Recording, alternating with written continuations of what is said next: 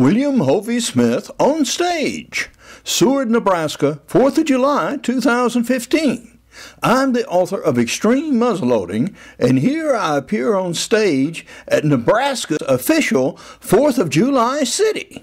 Good ladies and gentlemen, I am Hovey Smith, also known as a backyard sportsman.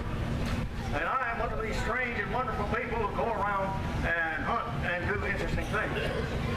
And what I would like to expose you to today is my adventures with Blunderbuss, the duck-foot pistol, and something about killing alligators down in Georgia that I think you'll find very, very interesting. As a matter of fact, just last night, I promise, I ate alligator right here in Nebraska. Yeah! Buzzard Village down there in Lincoln. Yep, they got good gator. Recommend it. This is brought to you by Sin Incorporated, Synthetic Industrial Non-Nutritives Inc. At Sin, we take the best of agricultural, petroleum, and agricultural waste byproducts, and we make edibles out of them. You want a red, white, and blue turkey for Christmas? We got one. You want a red, white, and blue ham? Yeah, we got one. We take our synthetic material cloth and we mold it up, and you can have it any way, any color, anytime you want. And it doesn't need refrigeration. Just slice it and eat it. And guess what? If it has any nutritional value at all, we don't know anything about that one. Now, concerning my adventures with this strange-looking thing that many of you have seen me walking around with. This is young Blunderbuss. What this Blunderbuss is a muzzle-loading gun that was early developed in North Africa.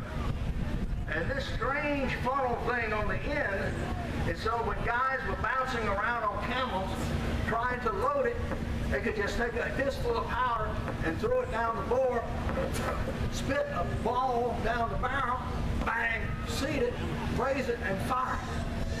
Woo! The same thing was used by coachmen for exactly the same reason. In short, so they could put this under the buggy seat. And in England, if a highwayman came by, they would have one thunderous blast.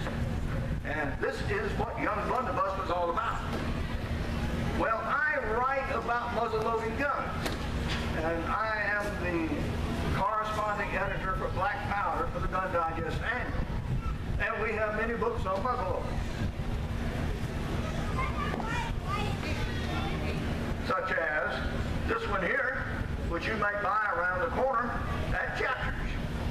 And I've hunted all over the world with a wide variety of muzzleloading guns.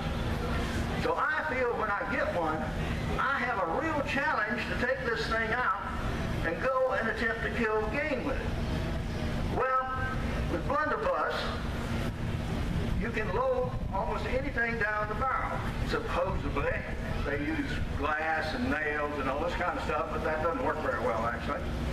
So what we did first off is I had a hard time finding one. You don't buy these things every day. But Sportsman's Guide offered a Blunderbuss kit. And I built one and I put it together. Look. Now, what to hunt with it? You notice this thing doesn't have a ramrod? Almost every muzzleloader in the world does. Why doesn't this one have a ramrod? The reason is that this was designed for combat aboard ships. And when people were swinging around you with knives and axes and spears, you didn't have any time to reload. Someone would have stuck you through with a saber or lopped your head off with a cutlass before you could ever get a charge down the barrel. No ramrod. Well, so we took this thing out first for squirrels.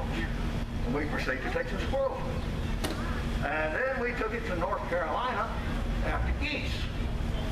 Well, actually not after geese, after something bigger than that, after swan.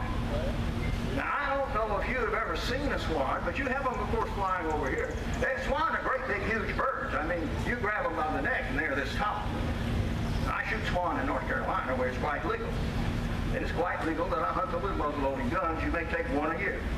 So I decided to take young Blunderbuss here up after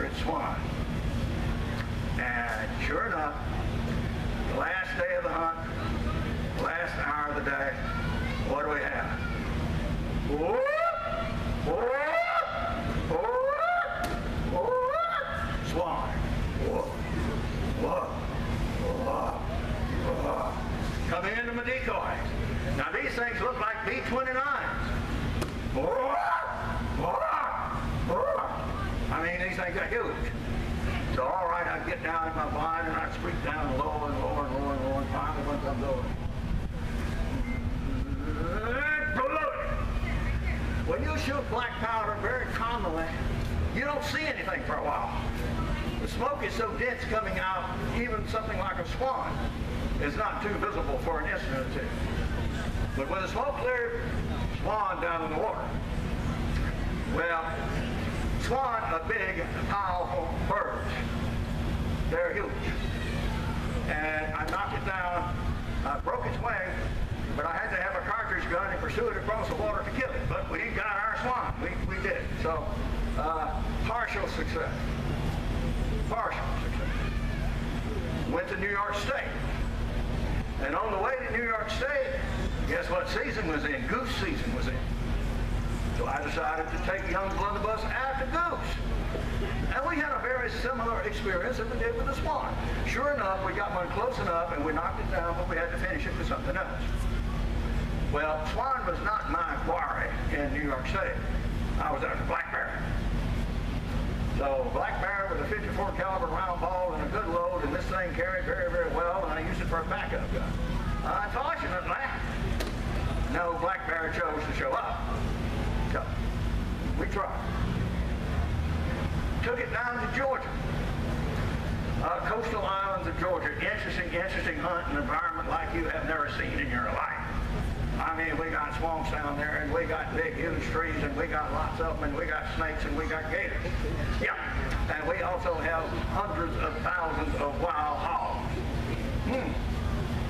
So I had it loaded with round ball, and I was up my pine tree, ching, ching, ching, ching, ching, ching, ching. The wild hog was right there, 7 yards away.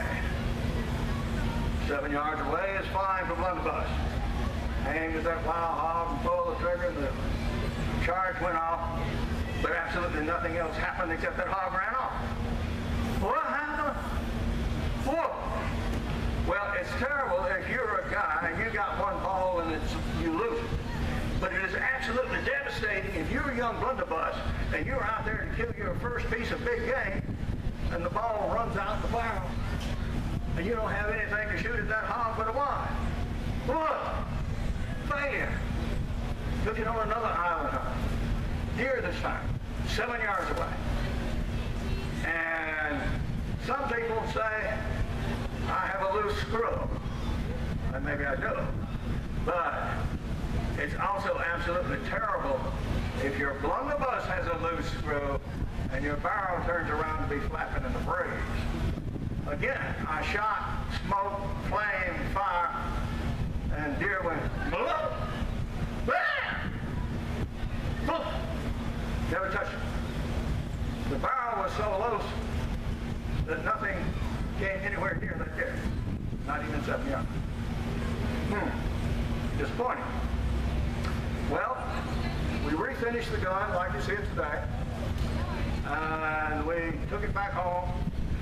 We took it deer hunting again on my home ground. And then I was using another muzzleloader. This one happened to be made in New York State. An original gun.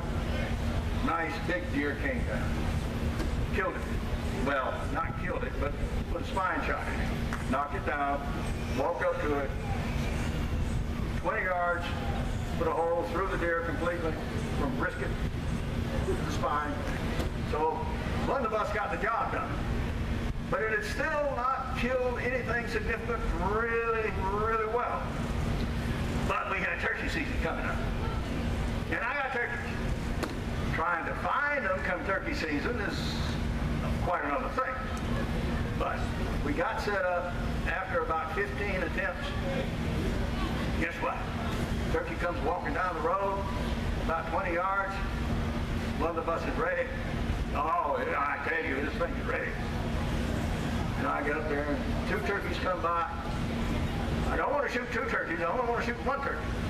Have to let the turkeys separate. Fine. Squeeze. Boom! Again, black smoke. This time, dead turkey. Cleanly killed, down on the ground. Woo! Good. It succeeded. So what is about my conclusion with the young Blunderbuss here? My conclusion is, yes, if you have absolutely nothing else, you can kill game with this thing. But if you have almost anything else existing then or now, we will probably do a better job for it. But nonetheless, Blunderbuss and I had some interesting adventures.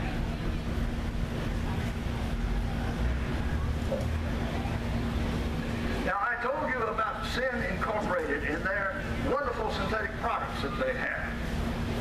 Well, for those of you who still drink, Sin was pleased to announce recently their flagship product, Puke Vodka, was now available not only in ocean tanker sizes and in trail cars, but also in 5-gallon pails for home delivery. Yes, with all of the flavors, textures, and smells associated with the name. With Puke Vodka, there's no reason to waste all this time in your drinking experience if you're going to wind up the night worshiping at the porcelain throne. With Puke Vodka, just 2 hits and you get the job done at the outset. Have the full enjoyment of your drinking experience straight away. For my next thing,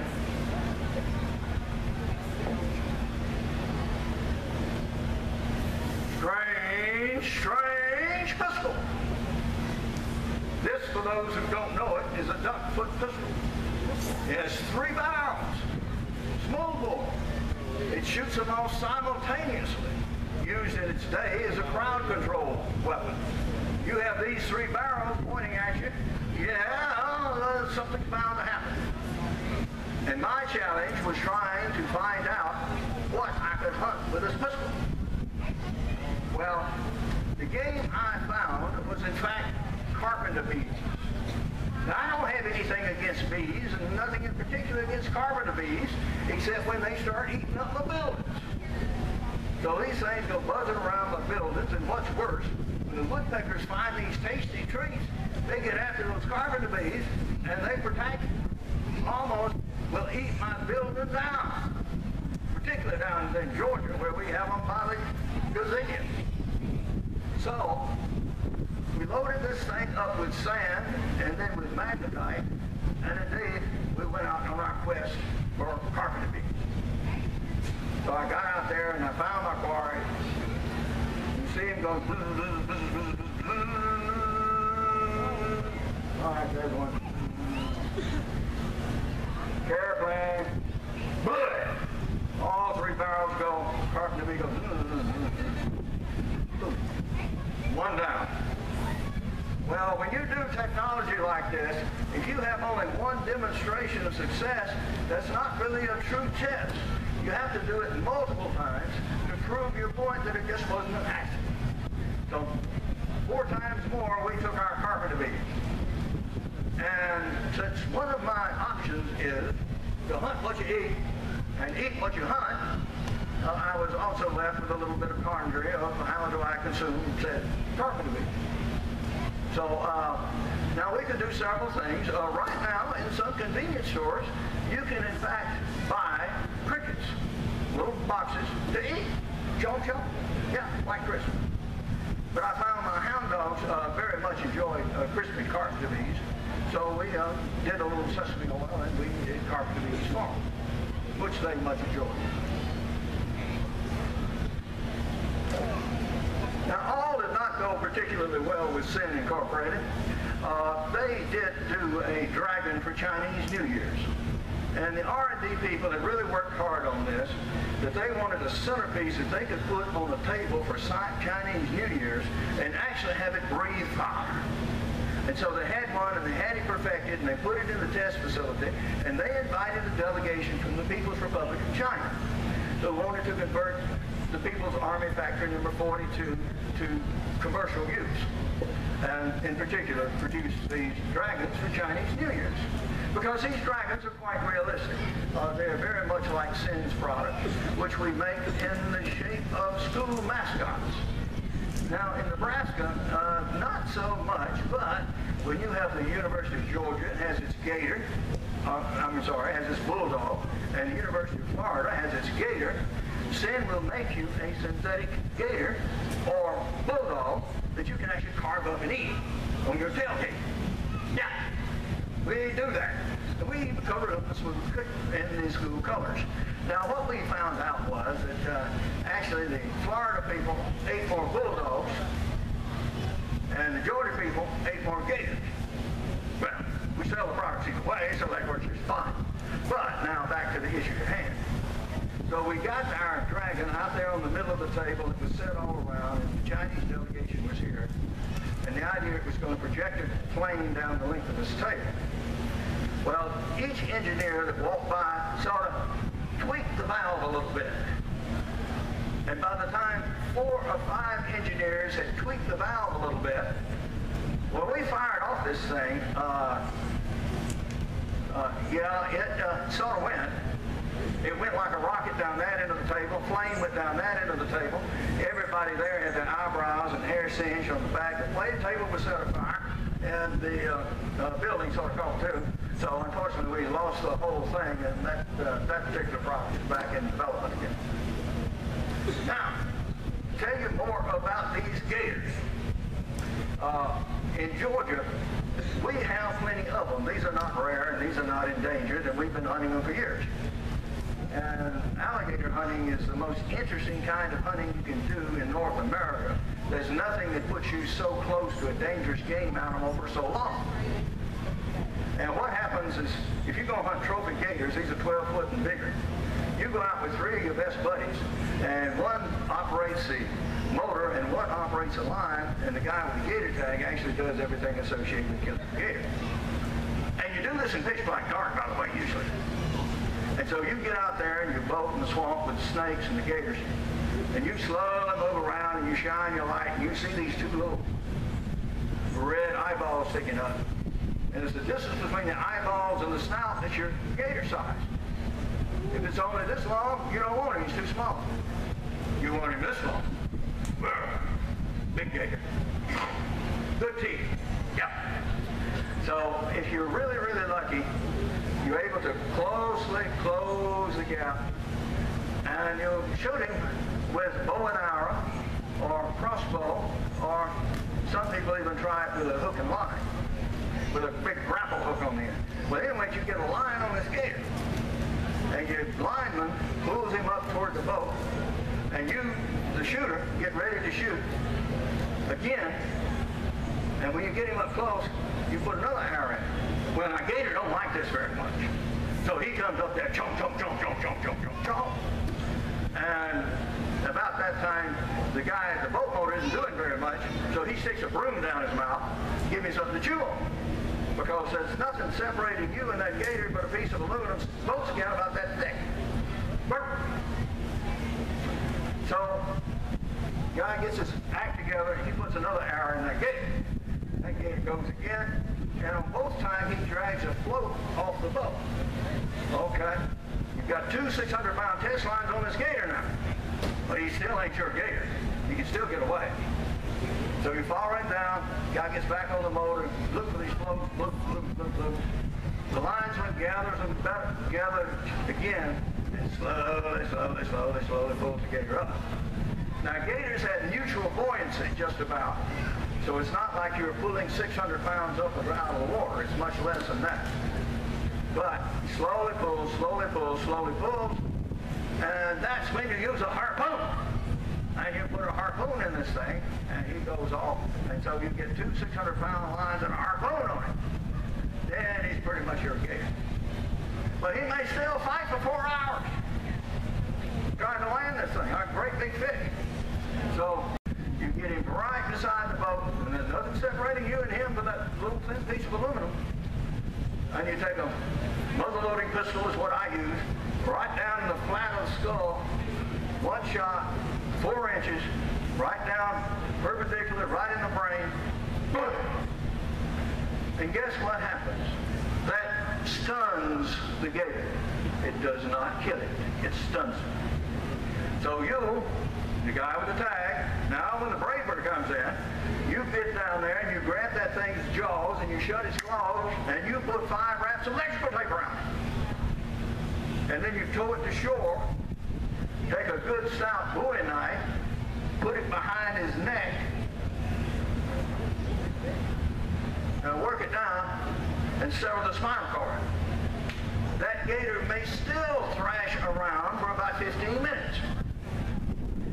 people have been seeing these Jurassic Park movies, and you see these people kill these large reptiles, believe me, it wouldn't have been like that.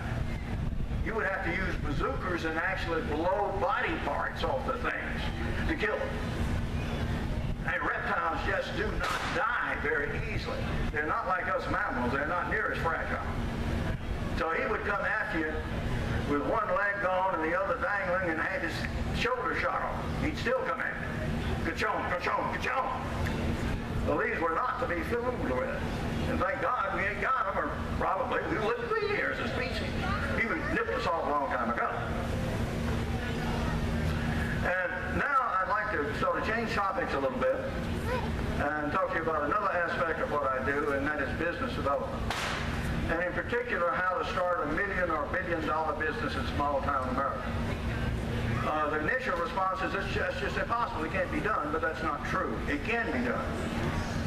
Witness the richest family in North America right now, the Waltons, who live down here in Bentonville, Arkansas. Before Walmart, nobody ever heard of Bentonville, Arkansas.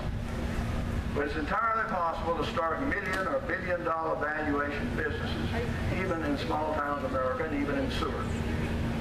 And how do you go about it?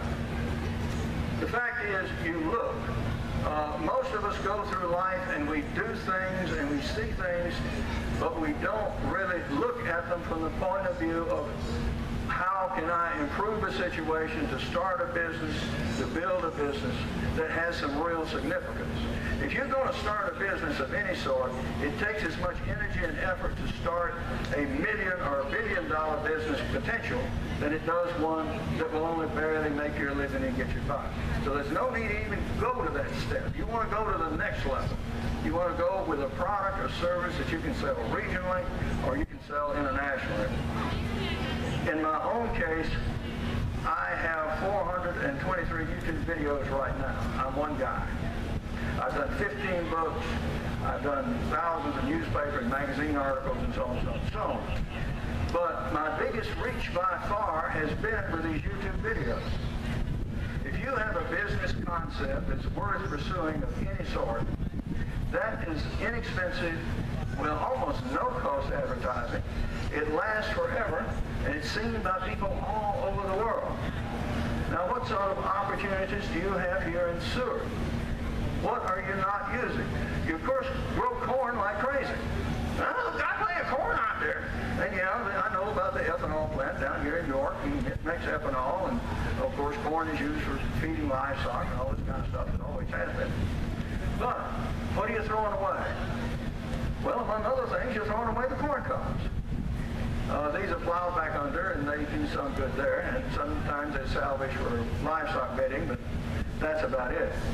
The fact is, there's a billion-dollar business in doing packaging to replace styrofoam in boxes.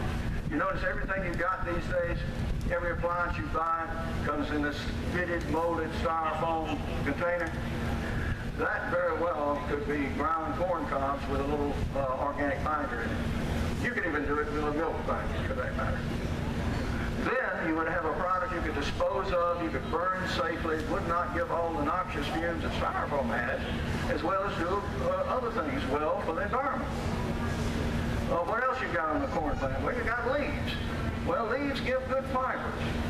Fibers are resilient stuff. These fibers can be salvaged and used and felted and made paper and, again, used for packaging. Much, much less expensive than wood.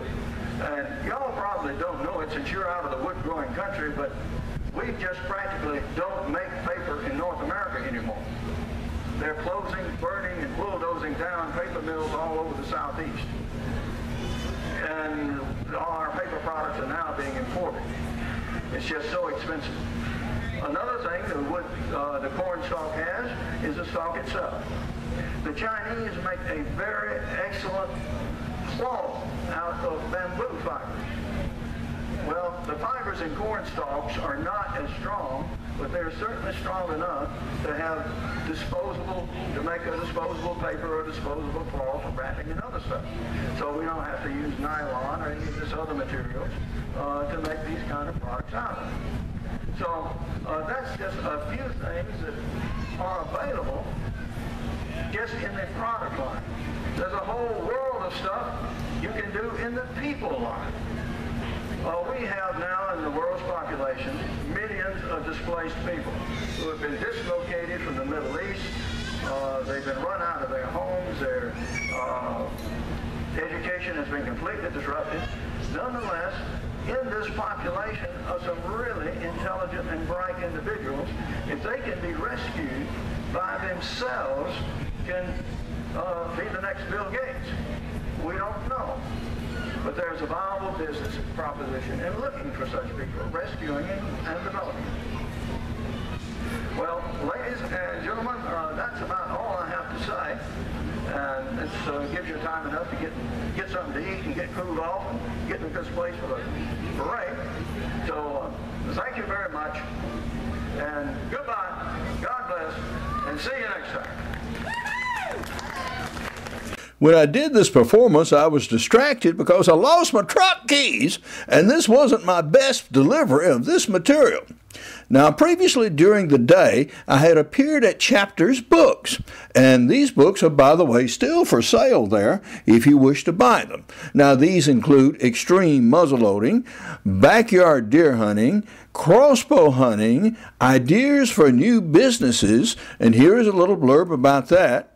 And as e-books, I have some popular books, including Shooting and Maintaining Your Muzzleloader. For more information on my books, blogs, videos, and radio show, and 400 YouTube videos, you can go to my website, www.hoveysmith.com. Good hunting and good eating from the outdoors. Goodbye, and God bless.